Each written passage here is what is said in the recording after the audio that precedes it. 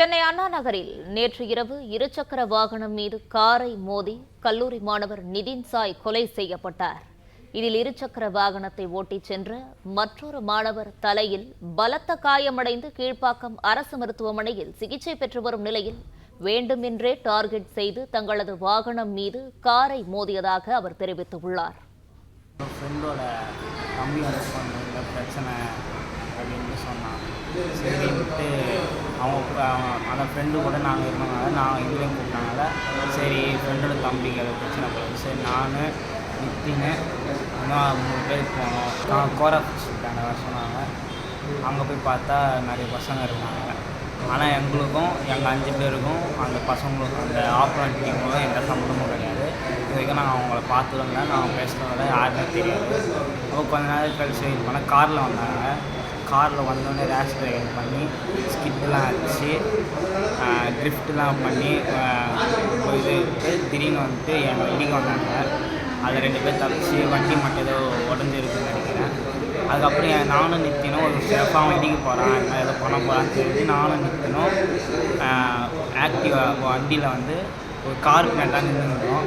அவன் திடீர்னு எங்கள் பக்கத்தில் வந்துட்டு காரு அப்புறம் அவன் வந்து இடிக்கிற மாதிரி வந்தோடனே எங்களை நோக்கி என் பக்கத்தில் அவன் வந்துட்டான். யூட்டர்ன் பண்ணிட்டு சரி அவன் நெக்ஸ்ட் டார்கெட் எங்கே தான் இடிக்க போகிறான் அப்படின்ட்டு நானும் வண்டி ஓட்டினேன்.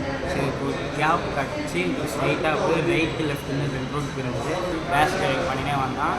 லெஃப்ட் சைடில் வந்து ஒரு சந்து வந்து ஸ்பீடாக போய் லெஃப்ட் டர்ன் பண்ணும்போது ஸ்கிட்டாகி கீழே வந்துட போகிறான்ட்டு நான் கொஞ்சம் அந்த வண்டியை ஸ்லோ பண்ணி திரும்பத்துக்குலாம் இன்டென்ஷனோட வந்து ஒரு இடி வச்சான்.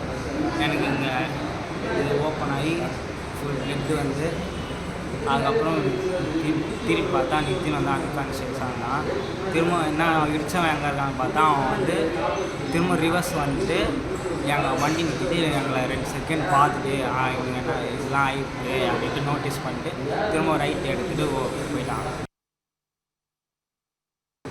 ஆனால் நித்தினுக்கு வந்து ஹார்ட் பீட் இருந்தது. நான் தான் வந்து அவன் வந்து தண்ணியெலாம் வச்சு அவனை எழுப்ப ட்ரை பண்ணால் அவன் அன்கான்ஷியஸ்லேயே இருந்தான். அப்புறம் ஆம்புலன்ஸ் வரத்துக்கு 1 நிமிஷம் முன்னாடி வரைக்கும் அவனுக்கு ஹார்ட் பீட் இருக்குது.